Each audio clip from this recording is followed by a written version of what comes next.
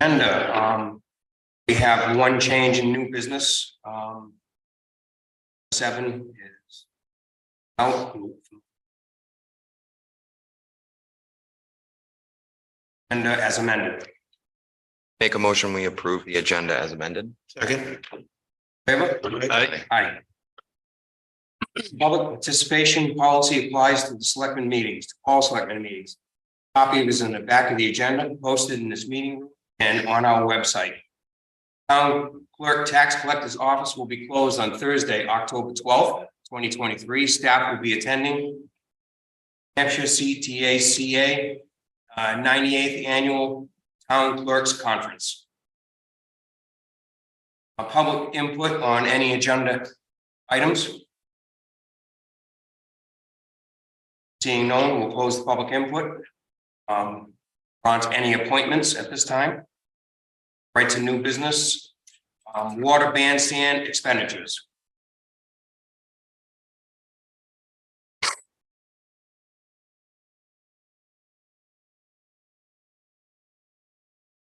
Chairman, would you like me to give an overview on this? Sure. Okay. So as you see in your packets, there was a memo from the Water Bandstand Committee. They were looking for $500 for maintenance, to include American flag, New Hampshire flag, windsock, cleaning supplies, spider repellent, paint and stain. This is to, regards to upkeep and maintenance of the water bandstand. When this request came in, you'll see the next page. The escrow account for the water bandstand, which at this time, the board members are agents to expend. So anytime any expenditures or anything of that has to come before the board like a CRF. In order to make those expenditures, no matter how small they are. But as you'll see right now, their account's down to $223.28. The request was made during discussion as to see whether the board would consider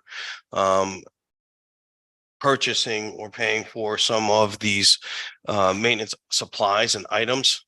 They volunteer a lot of the labor, but the actual supplies and paint, stain, cleaning supplies, the repellent and things, flash, if they could be purchased and through a line item within the grounds and maintenance budget, operating budget. If you want, Paul, you can go, if you want to speak a little further to that. I just came from a bandstand meeting. We had a discussion. Exactly what you were saying. These $500 is what was in the account before. It hasn't been replenished in a few years.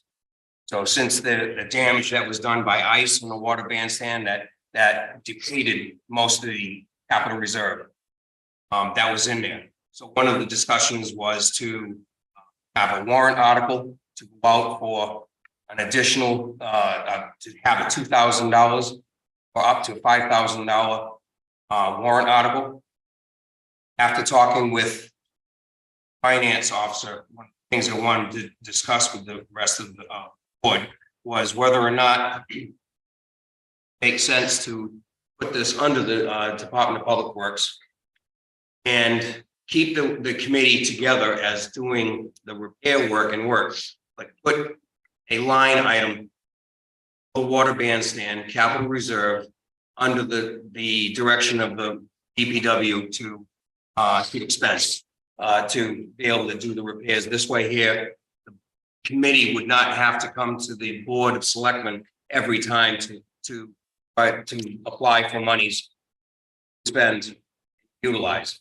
Right now, there's $11,000 in change in the escrow account, but the escrow account is used specifically for entertainment and water ski show and that type of thing. It's not used as the capital reserve for the buildings. Right now, it's very low monies in there. So it was something that it was brought up to possibly talk to the Department of Public Works Director to see if this could be a line item that could go into the budget under the umbrella of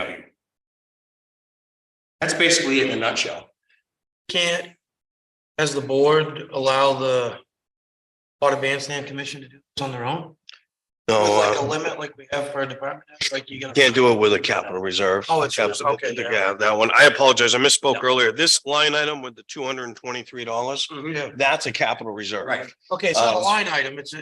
No, this is a capital It's a reserve. capital Yeah. reserve. The line item I'm talking about would. Yeah, I got what you're, Yeah. yeah, no, I thought this was a line item. No. That's the capital reserve. So there hasn't been any monies going back into that Gotcha. account in a few years. That's why it's so low. And then the escrow account is strictly has the monies in it for the entertainment. So basically, no repairs can be done. Now, unless it's volunteer money. So it'd just be a line in for public works, but they'd still do the work, just public works would control the money. That way they don't have to come to us every time they want to spend $3. That was something one of the things I was mentioning to, and asked. Yeah. With the finance officer, if that would work. Be able to put it under the umbrella of the public works department. That way there, the committee doing the repairs out there, that way the town doesn't have to go out there and do repairs. It's difficult to get out there and do it that way. This also keeps the committee together. This also has an incentive for people getting onto the committee to help take care of the water bandstand for future generations to get out there and take care of the landmark. This would be under the umbrella, and that would be up to the board and up to put it under the umbrella of that. That way, there each and every time you need paint, flags, materials, it could be under the capital reserve or Under a line item, not a capital, so the public line item that they get stuff out of. but it still should be a capital reserve. It's specifically for the water bandstand in my. No. I think so. Can you make a line item and a capital reserve? We'll take the line item name away and keep it capital reserve. Oh, you can't. Yeah, you can't do that. If it's a capital reserve legally, it has to be board members or the board has to be agents to expend. If it's a line. So item, if you want It's a to, line, going back to a line item then and leave it as a line item strictly for the water bandstand. right. yeah, the intent of it is, Okay. is that the town can't use taxpayer money to pay a committee.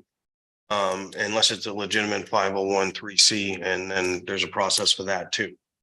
In the line item under grounds and maintenance, what the town or the public works director would have the ability to do is to approve purchases of materials only. They wouldn't be paying any labor. They wouldn't be Oh, no. reimbursing directly to the committee. They would be, say, paying a bill to Alton Home and Lumber for, 2 gallons of stain or paint. And then that way it would alleviate the waiting for a meeting, going in front of the agenda and then getting approval for $200 worth of paint. Always, it's time constraint and the weather is, factor is when you can get out there with the materials. Something that, quite well, at one point, it was under the department at one given time, but no volunteers were going out there to do the work. Yeah, so once the committee was formed, did all the work out there, it's just strictly maintenance at this point. Mhm. And I'd like to be able to see that continue. That's basically the presentation. I don't have a problem.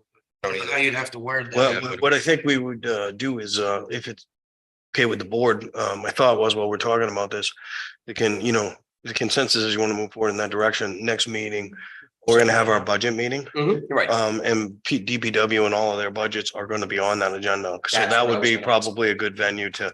talk about Yep. what those expenses look like, talk with the DPW director and find out how that affects things. And I know we haven't discussed it with him at all. So, Mhm.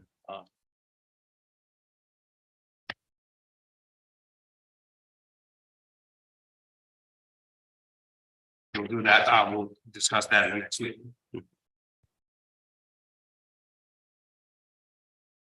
Thank you. Okay, electronic ballot counting devices discussion. Come on up.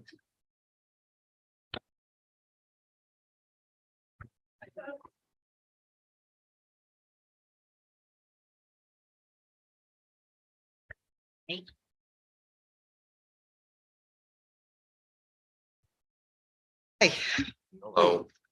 We've done a lot of research. Just state your names. Robin Lane Douglas, town moderator. Jen Collins, town clerk, tax collector. So Jen and I have done a lot of research. And what I did was I decided to write it down and read it because I was afraid I'd walk away saying, I should have said this. Mhm. So I'll start with a little background. We kind of did zero in on Voting Works. Voting Works is a 501c3 nonprofit organization. Publicly discloses your their financial status on an annual basis. Their source code is publicly available. Dr. Ben Adida, co-founder and executive director of Voting Works. He is a world-known election security expert. Ben received his PhD from MIT's Cryptography and Information Security Group, where he focused on election security. Ben has led product and engineering teams for 20 years with a focus on security and privacy. They are the only nonprofit voting system vendor in the United States, which is why their source code is publicly available. And they work actively with leading academics in the field of voting security and usability, not with just their own company, with others. I'm going to give you a direct quote from Ben. We believe that democracy is too important for secretive machinery, and the public trust demands complete transparency.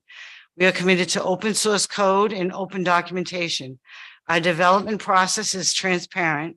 You can follow every new feature as it is developed, every bug fix as it is applied, and view the tests we use to verify all of our code works as expected. You can see their source work on github.com/votingworks if you'd like to get more information on that.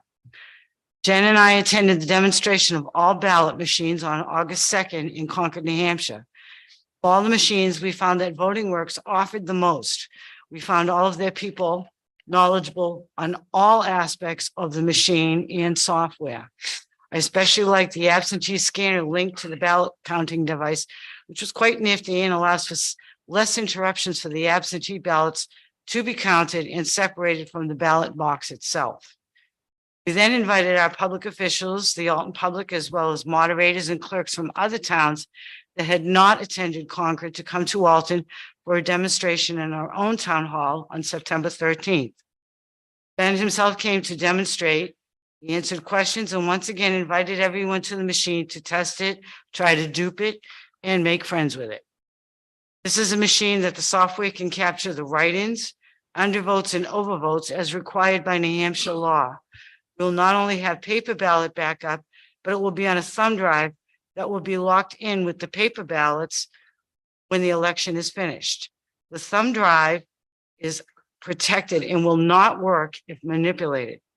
Computer will not allow this thumb drive to work at all. All the while, the voter's right to privacy is maintained. For local elections, we can format our own ballots on any size paper to be print ready once they are DRA approved. Reports this system provides can access the write-ins without showing the whole ballot, again, per New Hampshire law. This machine is not connected to the internet in any way. The cost for this machine is quoted at $7,000. The absentee scanner is another $1,000 that could be purchased at a later date if you're not agreeable to spending that much money right now. Printing costs for the state elections are still covered by the state. Local cost is, I believe, the same as it previously. Other pros for this machine. This machine sets up in as little as 10 minutes. There will be less people needed for a hand count. Ballot box is compact. The ballot box can literally be folded up to 5 and that high. It's quite convenient, which is great for setup, takedown, and protecting the machine. The ballot machine itself is in a suitcase. So it opens up, put it right in there. When we're done, you can not only secure this thing one time, you can do a double lock on this box to completely secure the machine. You then close the suitcase when you're all done at the end of the night, you get all your reports off the screen and lock up the suitcase and bring it right back town hall. And it's, I would say this wide by this high, and it'll up. It looks like a And- toolbox. It really does, does. it does, yes. A lot more manageable for you. Mhm. Oh, I would think. Yep. Yes, Big ones. Oh, yeah. I do like the reports. One of the reports that it gives at the end of the night is what the moderator has to comply with the state, and I have 24 hours to do that. What it also makes convenient is that the numbers would are a lot more accurate when you come to the absentees. If we had the absentee scanner, that goes in its own separate box. So if there's a problem, we can bring out the absentee. If the numbers don't agree, we can bring out the absentee ballots that are captured and not mixed in. We don't have that confusion Okay. we do now. Mhm. And, I do like that feature. It's a lot And easier. the Secretary of State, Mr. Scanlon, has already said to me that he's seriously considering accepting the reports from the machine to be handed into the Mhm. state, which would save office time the next day. Accuracy would be much better. And it would work well with the supervisors of checklist. Sure. Oh, I Makes do sense. like the reports. And as time goes by, as New Hampshire laws change, like just recently got the end of votes and yield votes to be reported, his software manipulated to follow New Hampshire state law. And it's not a secret. So if someone wanted to see how that was It goes back to done, that they open can, source it's not code. proprietary like LHS Dominion, the other company. Correct. Yep. Okay. So, Sounds like a good program. How many of these should we have, Robin? the town would only need one. Unless we get, Only One one. would do it? unless we get our population increases. Mhm. Yeah. But One we're- would be that enough. means we would need One another would be ward. More than enough. They operate 2 seconds slower than the voting machine that we have now. At roughly, I think Right. it's less than 2 seconds. It is not the fastest machine, but all the machines that we went to the demonstration for are slower than what we use now. Right. Because it scans it. Because Yeah, actually it just sees that. reads it all. Captures the images, Mhm. But it's just like much with more the accurate, write-ins. but not necessarily accurate, but easier for you to use. Yes, and we would still do the same process of testing the machine before the Mhm. election. We still So, have to do that. We still have all the records. I was just gonna ask that. yeah, we Right. still have to do the same process of testing and making sure it's accurate by doing sample ballot, like Now, if my own if stuff. we order Yeah. one of these, how long will it take to get it? 90 days? He said 90 days. So if we are interested in doing it for next year, he made sure that we're good with it because it would be right after presidential election or the town election. They would come out and train the staff, those who use it. Robin would have a special card, and I think I would have a special card, so no one can just go and do any changes to the computer. So, Yes, they invited you to touch everything on that machine to try to botch it up. yeah. Really? They did. And so the other company that the ballot law commission approved was LHS, which is a subsidiary of Dominion. Still require the same number of staff to run the machinery. Yeah, I mean, That part's not gonna change. We still, by law, have to have the town moderator, Mhm. selectmen. It does get everybody out in a more timely manner at the end of the night. Mhm. I did go to the ballot law commission meeting. Remember? Yep. And they were trying to decide, do they want to use, okay, both machines or just one machine? They were only willing to give, they wanted to give Voting Works, well, they're new, blah, blah. Let's just let them do auditing. Well, there were a lot of moderators that showed up there and said that wasn't fair because they were going to pick and choose which town could have it for full access. We all stood up and said we didn't think it was fair. If you're going to allow these towns to purchase it, use it from point A to point Z, because it's an expense. So what are you gonna do? Have them buy the Dominion? And they also were very upfront with their financials.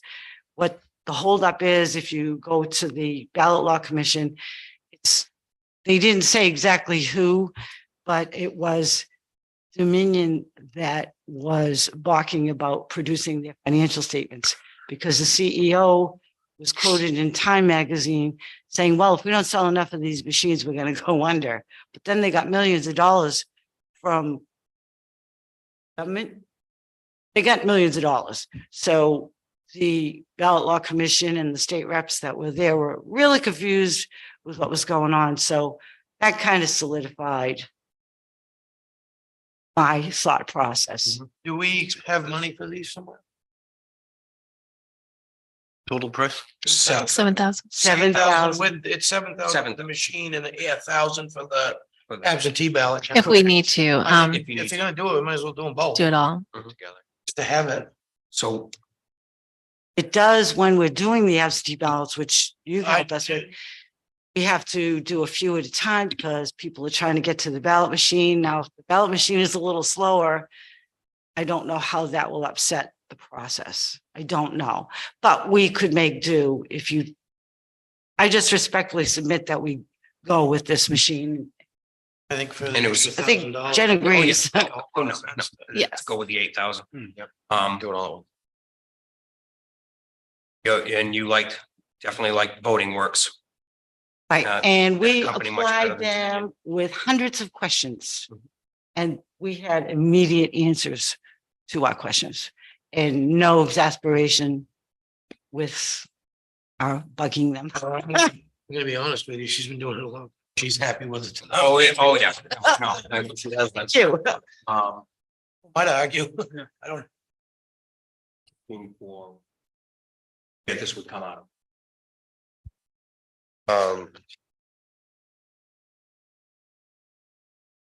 Well, looking For at. both again. Pardon me? It's 8,000 even. Yes, that's what they, Yep. Sorry. And That's that's all only right. a scan. That's only a scan. We'll be able to, It's not- we'll be able to cover it at a surplus. But to tell you exactly where it's gonna come from, I mean, actually. The way that it should work is that we run it out of the elections line or elections budget. It will overexpend a line. But, and the bottom line will be able to cover the over expenditure. So I That can, way it's transparent too, you know. right, it's definitely needs to come out of the appropriate line. Right. Absolutely. So I can work with Jen once we actually make the order and whatnot. We need. You're going to need it because, have It's a to force play to do anyway. yeah, because LHS the right now, contract yep. ends the end of 2023. they're no longer If we servicing. have any problems with what we have now, we can't get servicing. Right, if you don't go now, they're gonna force your hand to do it. Yeah. Exactly. So, else added to that or? Speak on? We're good. I think it's just the ease and the end of night processing and being transparent, because I think that is our political culture right now, is being transparent with all of our voters and our townspeople here. So I think this will be a good step forward for everybody. How quickly do they need a contract to do this? I have the contract, probably just needs to be reviewed at this point legally or and whatnot to make sure it's good. But whenever I get back to him, he has one other town that he's already started the paperwork for right now. So he's checking in with us because he knew we were really excited for this. A lot of Adventure. people were excited. I was very surprised to go to the ballot law commission, see how many moderators stood up for him. And Molten Borough actually just did it in their recent town election in May. They used this machine. Yeah. They were one of the testers. It's No a new issues. company, but they are used in at least 4 states. I know Mississippi, definitely. Mississippi, they have a website. Pretty explanatory, actually. The information about Ben himself I got from the website so that you would know, because we were very impressed with him. He's very available. All his people are available. That's impressive. If you need more about the company, I did print out the packet. I don't know if you received those materials from Voting We do Works have quite a bit of that material, they yeah. submitted to the Secretary of State. So that might be helpful. It's their financials as well. Again, transparency is key. All right. We need a motion to approve expenditure of $8,000. They're gonna be in Mr. two. Chair, what the recommendation would be. Yeah, Yep. absolutely. Agreement. Right. Review of the Right, contract. review of the contract, Authorized. contingent on Me to legal sign counsel. on behalf. Yep. Okay, with that, after the town administrator, then that way it doesn't have to come back for signatures. I can sign on behalf Okay. after Whitley's. And Jen's. And I'll forward that on part of tomorrow. that. Would you like to make the motion or would you like me to make the motion? Got it all right in front of you. Okay, yeah, pretty much. Go ahead. Yeah, I make a motion to approve $8,000 for voting works machine, town elections, contingent on town finance officer to review the contract. Second. Second it? Yeah. Town council. administrator. Town council, I'm sorry. Council. I'm sorry, I retract that and say town council. And for the town administrator to sign. All in favor? Aye. Aye. Ladies. Thank you very much. Thank you very much. And if you just want to send that Nice out night. to Whitley. Yeah, you just too. Thank you. CC me and we'll work it out.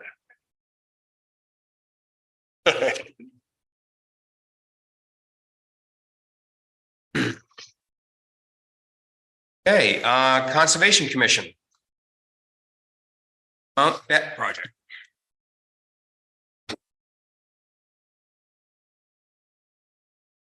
I get to sit at the hot seat. Witness.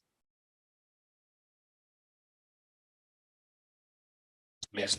Good evening, Russ Wilder from the Conservation Commission and Wayne Hyde. Hyde How you doing? from Southeast Land Trust. The Conservation Commission became aware of a project that's on the New Durham Alton Town Line, Mount Bet. Up there, is where it is. Has a snowmobile trail to the top that goes back down the other side. Starts in mobile trail starts in Durham, or right at the New Durham Alton Town Line. There's actually a new parking lot put in there on Marsh Hill Road. Trail goes up to the top of Mount Bet. There's an outlook. There's a place to turn around, and then the trail goes down the other side to Chesley Road. So the whole project, and I'll have Wayne explain it. But the whole project's 300 acres. 100 acres is owned by the Freeze family. Is sort of kitty corner to our across Drew Hill Road to our Ely property, which is on conservation area. So it's look at it, it's in a great spot. Really thought we ought to participate in it. So the other night, Conservation Commission have voted to donate $25,000 towards the project for a share. And that would come out of our conservation fund, which we have. Then from commissioners. Wanted to get it to you and explain it to you so you understand. But me anyway, it's really an extension of all that land that's on the east side of Alton. There's a fantastic It's a nice chunk. area out in there. It's open to hunting and hiking, and basically, I don't think much of it, if any of it is posted at this time. Anyway, it's sort of exciting to be able to do that.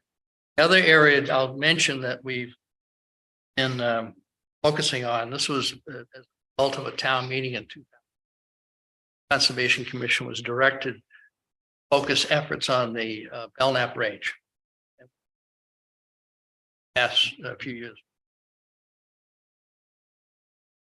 But anyway, Wayne, if you wanted to, Wayne is a lands guy. for Southeast Land Trust. They're down in Epping, right? Yep, Yeah. our And- headquarters. in And that. so their service area basically extends up to New Durham. So that's why they're handling that. Yep. So once again, my name is Dwayne Hyde. I'm the Land Conservation Director for the Southeast Land Trust, which is based in Epping. We cover pretty much Rockingham and Stratford counties. We go a little bit into Carroll County.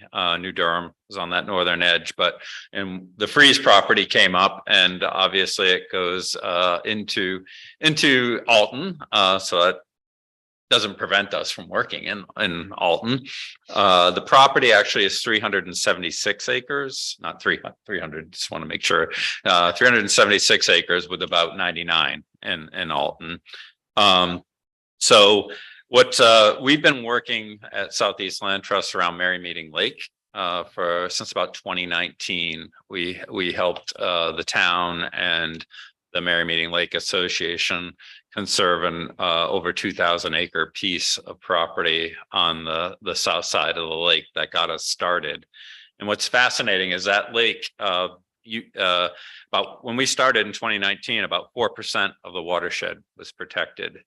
And with this project, about 32% of the watershed will be protected. So in that short amount of time, we've done quite a bit of work and engaged the larger community in that effort.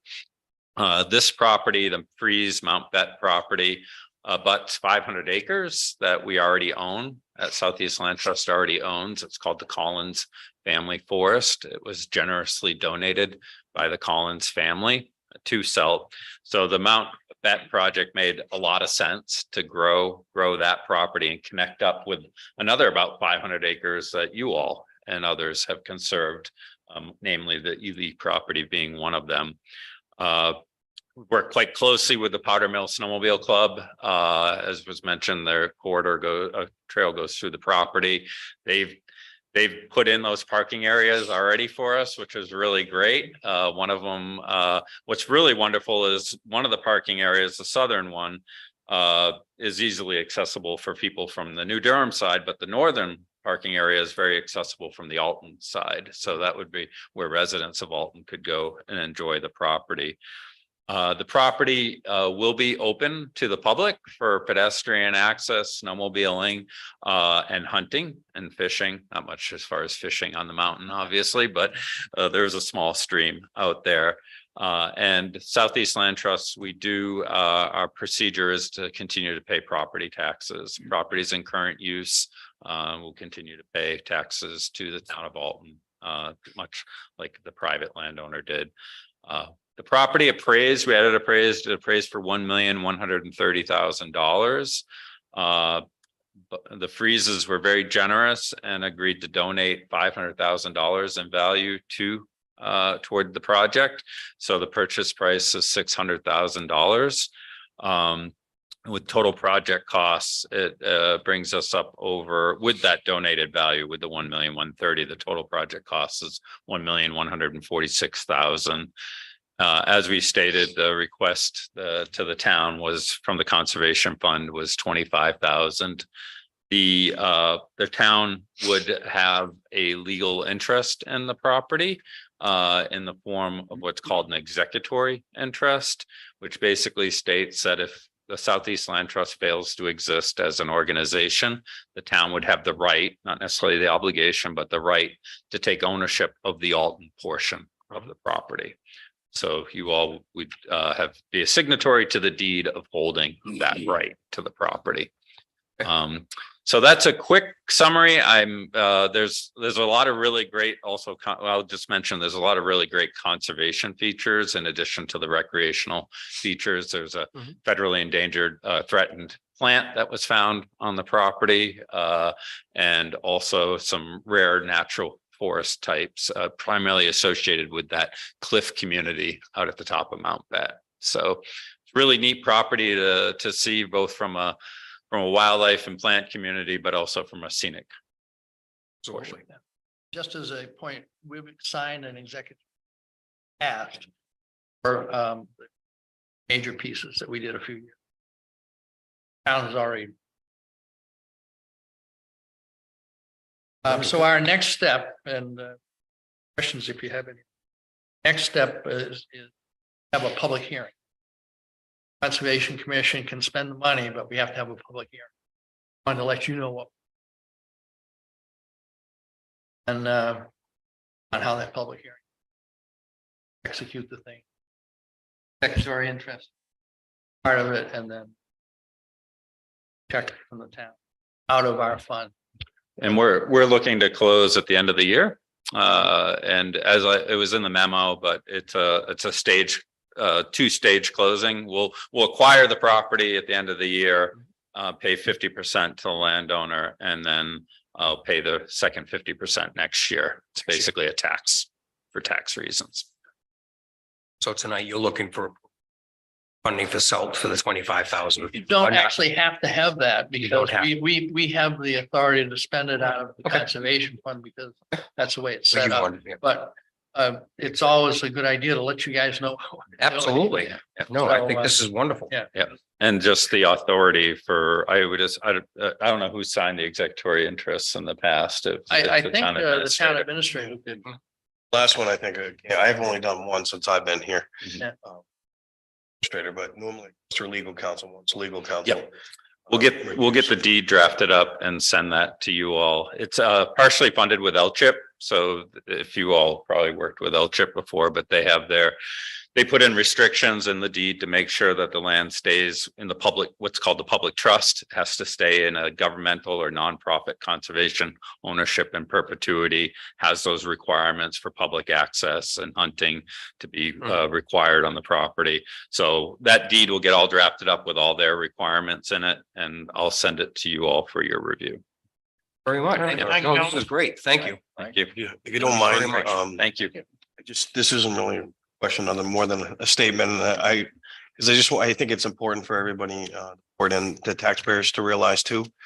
And even though Alton is a signatory on the deed, responsible for that there are immunities as far as liability goes, risk liability for people that utilize that property for recreational. I just looking more for confirmation from you folks that, because I know that's the first thing that comes up is what's our legal, our risk management as far as people utilizing the property, if they get hurt, break a leg, things like that. So Well, by state law, that your property open and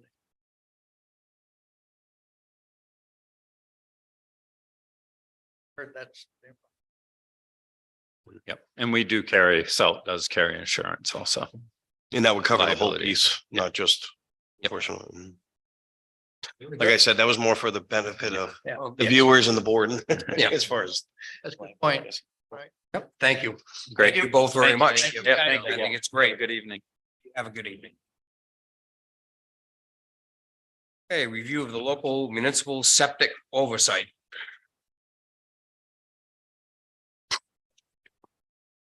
Mr. Chairman, I brought this to the board to take a look at. So currently, right now, as part of one of the duties down at the building offices, we require a general oversight on septic designs. That which is unusual because a lot of towns don't do that. The reason for it is that the state controls septic design and approvals. We don't really have anybody in-house at the town that is a septic designer to actually oversight these designs yet.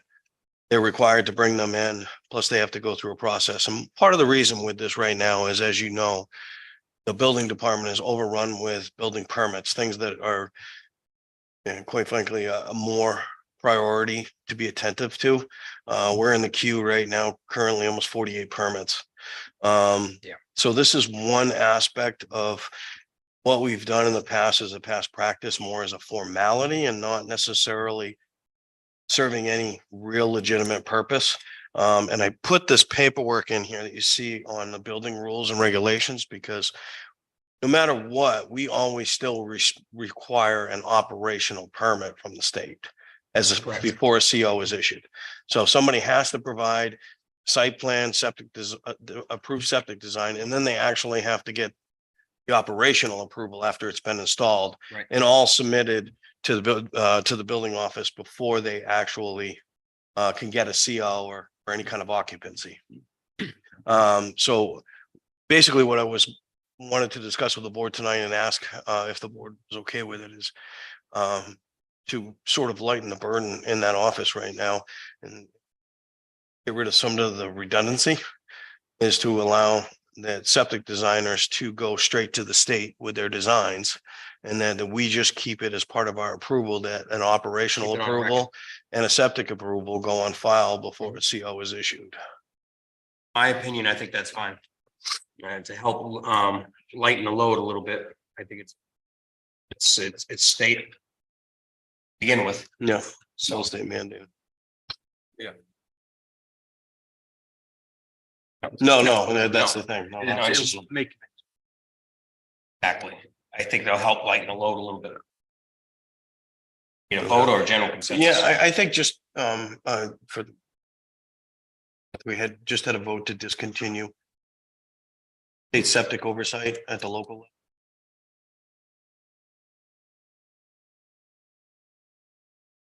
That we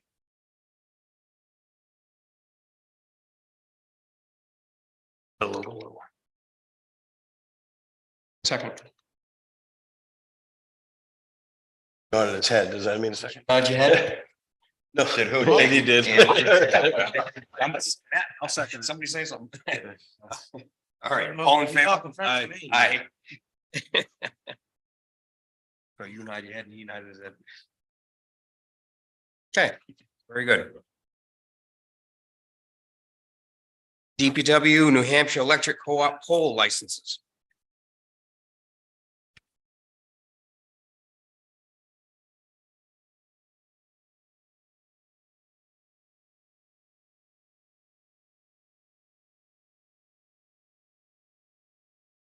Evening. Evening. Scotty Gordon. Apologize for using my phone. My email doesn't work on the computer tonight, so everything's in here. Okay. After you. So you've got the memo in front of you. As you recall, I was in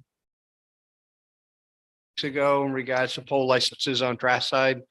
And so those were signed off and agreed upon by the board to add those additional polls that are there. And then subsequently, it was also found out by Hampshire Electric Co-op that all the polls on trash side were pretty much have never been signed off by the Board of Selectmen as their acceptance. So they have provided an inventory of those polls here, signed off on, already in place. There are within, that are listed are within the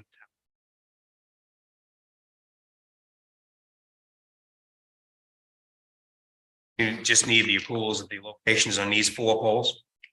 yeah, those are the 4 polls that were set up for and that had never been accepted.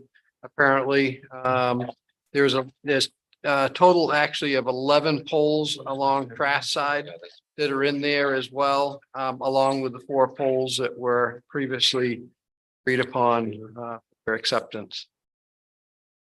Just looking at here and a recommendation for the 4. Yeah, I apologize. I should have put the that were in, just sent me the petition, sent it up to the document that gets recorded. So it looks like it place for 3 selectmen. So I would just have it as a chair signed. I think that's how we did it before. Okay, do we have a motion? I just group them into, just call it 11. Can I just say 11? I make a motion that we accept the poll ID locations on Trass Side Road. Additional. Second? Second. All in favor? Aye. Aye. And I'll have you actually. I have a couple. I think you have all the attachments there in your packet. And my copy here and then I think Stace last time did pleasure of, oh, actually it goes town. Clerk. Actually goes to the town clerk for her report. We already have original for them to sign. Oh, you got the. Yeah. originals up Okay, there? it was in the packet. That's what you're Cool. saying. Okay. All right. Yeah, last. My time charade they to didn't get the Rusty. original. I sent them a copy, so. Guys, Okay, so stay right there for the Eversource right-of-way easement for 2 new poles and locations. yeah, these things generally end up coming and surfacing after a little bit of housekeeping. But these 2 poles are located at the intersection of road and already been installed, they're already in place. Issue with them.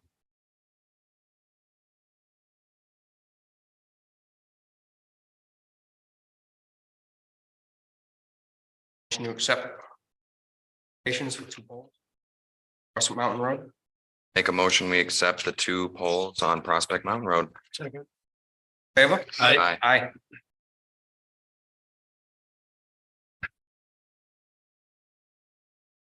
And yep. And old business, and winter maintenance, de-icing materials purchase.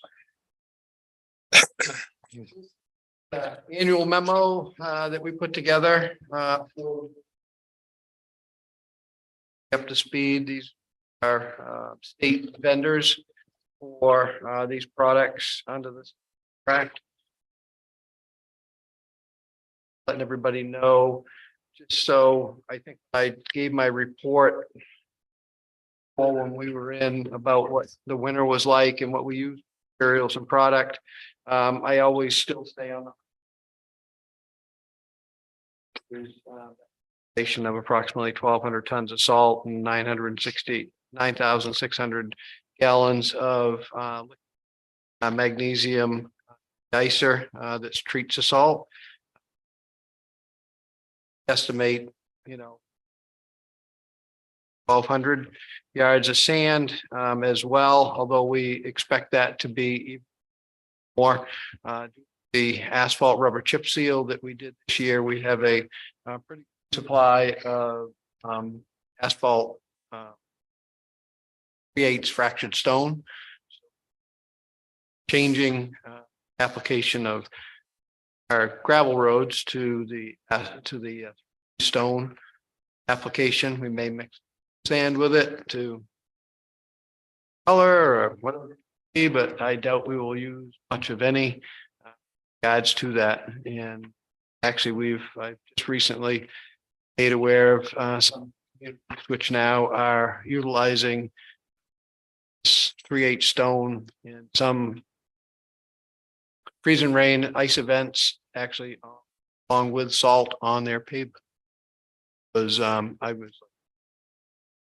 it's at a very reduced amount. Storm situations where it is adhered to the pavement situation there. That, and I learned today of another stone which is called rice stone. Product that I'm not aware of, private industry. And instead of sand operations in parking lots. Anyways, this is just to kind of give you what prices are for this year. Salt price down for us, so that was a good thing. Not a lot, but did down. And liquid went up, so went up about 30.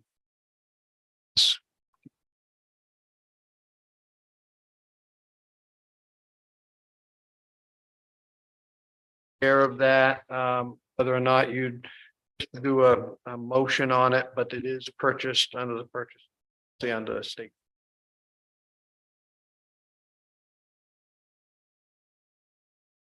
Still formality, make a motion on it. Sure. Under the 30,000 though, isn't it? Cause you're buying it each. Is it? Yeah, purchase is under the- You don't buy it all at once. No, we buy as we need. Okay, yeah, so it's all- you don't need a Doesn't motion. even need. It's all under, No, the- we okay, don't need a that's fine. motion for it. It's all under the purchasing. Already. Sounds good. Okay. Very much. Thank you. Thank you. Thank you. Okay, moving on to selecting reports. Andy? We've wrapped up CIP last weekend and.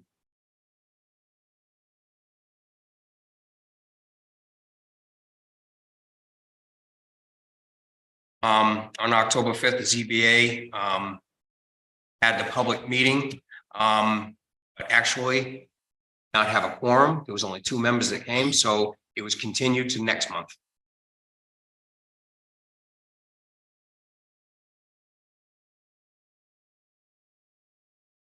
Just do a reminder. Most of you already confirmed, but it's October 18th, still good for. I believe that's next Wednesday. Wednesday. 6 o'clock, Yes. 18th. 18th, next Wednesday. Here, right? 6 a.m. That's all I got. Wow, that's unusual. Okay, approval of the minutes.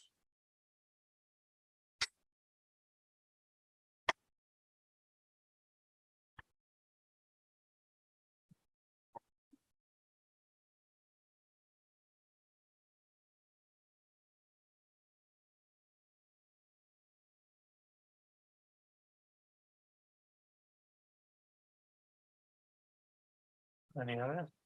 There. Yeah, Hold a minute. September 12th. It says approved on it. I know it does. I make a motion. No, it doesn't have an approval date yet, but that's what the dash is for. Is for- Mhm. Oh, okay. Yep, it's all public. Okay, yeah, then I make a motion that we approve. From September 12th. All in favor? Aye. Aye. Consent agenda approval.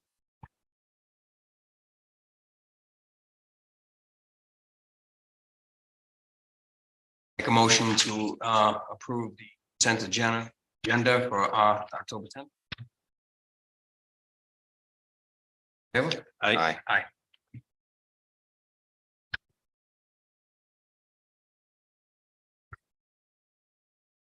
Hey, appointments. Public input.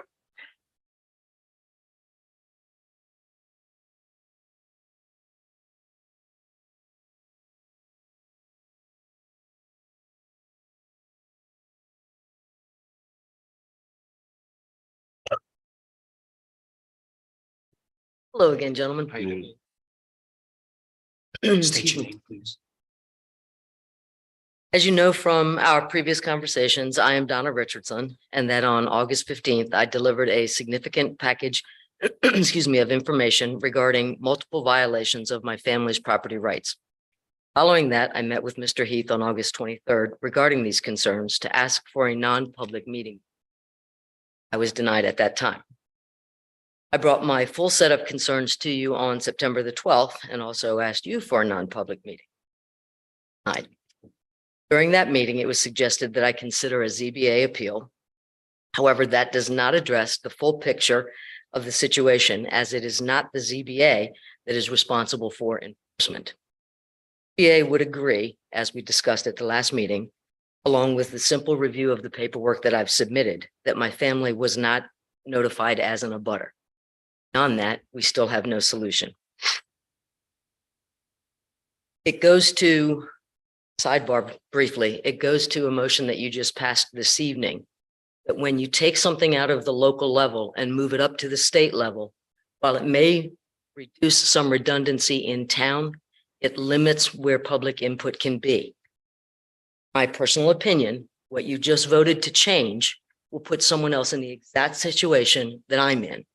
My property rights were taken away because of something that happened at one level and not at another level where an abutter wasn't notified. Yes, we have an overwhelmed building department. Changing how we do business to move it to another level to give it to somebody else as a problem, in my, not a very good solution. Back to me. I came to you again on September 26th to inquire as to what the town is going to do to address the violation of my family's property rights. At that point, I learned that Mr. Heath had gone, excuse me, had met with the town's legal counsel shortly after my meeting with him on the 23rd. Date, I still have nothing in writing from this board, our administrator, or legal counsel as to what actions the town is going to take to correct the multiple errors that it has made, which resulted in my family losing personal property rights. I did hear and understand Mr. Heath's interpretation of some of the land use laws in the state of New Hampshire, but I think for all of us, guidance from legal counsel in writing would be more appropriate. During the last Board of Select meeting, Mr. Mitchell specifically requested that I be on the agenda to discuss this mess that we have in front of us. Individual copies of my lengthy packet submitted to the town were provided so that each select board member would have it in anticipation of my being on tonight's agenda. Again. I am coming before you again tonight to ask for a non-public meeting and a written response from this board, as well as town legal counsel, as to what the town plans to do to correct its multiple errors that will help reestablish my family's property rights. Should this request again be denied, I would like both a written response as to why I am being denied, as well as written guidance from town's legal counsel as to what will be done to state my family's property rights. Mr. Chairman. If I may, first of all, for a non-public meeting, you need to meet the requirements of state law 91A. You provided a packet of public information that you pulled from public records. Not one of those meets the exception to a non-public meeting. It's transparency in government. It was not a denial at any level of the town, other than the fact that you did not meet the state standards for an exception to a public meeting. Those documents are all public. You pulled them all out of a public building file or the state. That's why it cannot be a non-public meeting. It has to be public. I just wanted to clarify that. That's the reason for that interpretation, and obviously legal counsel agrees wholeheartedly with that.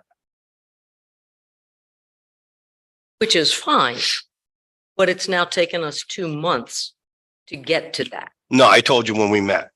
I told you flat out when we You met. told me that we couldn't have a non-public meeting, but Right. there was no reference to why, so I haven't been able to understand that. Okay. And- I did reference the requirements, but maybe that was misunderstood. But I did refer to it with you as to the fact that this is a public issue, because you specifically mentioned that you wanted to go into non-public because of these sensitive issues. And I explained to you that unfortunately, state law does not allow that. They don't allow a non-public meeting. So So have a non-public meeting. What would be requisite? you would have to look up 91A:3. There's exceptions for A, B, C, D, E, I, and L. And it's a lengthy statute, so you would have to research the statute. 91A:3. 91-A:3, Roman numeral 2. There's a bunch of exceptions to the 91A. Now, the exception is that under one of those items, this board can hear a non-public issue. But it's only under one of those items. A, B, C, I, and L. E2. And E.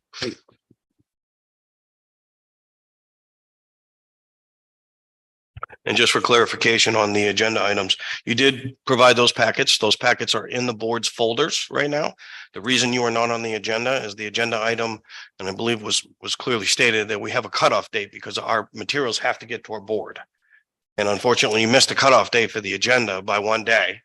The packets had already been made and gone out to the board. So you're more than welcome to be on the next agenda, but we do have cutoff dates for a reason. We have them for our own department heads. Respectfully, I submitted that because I wanted a backup. A board member specifically requested that I be on the agenda. That board member was serving as your chair that evening. I didn't know that I would then be required to put in the paperwork. Ask for further clarification. So. Received a day late, fine. I had no understanding. There's no place anywhere written that I can find that says when a board member requests there to be an agenda item, that it then needs to be followed up, an application from anyone who's impacted. There's nothing that clarifies that I can find in our town documentation available, excuse me. Sorry.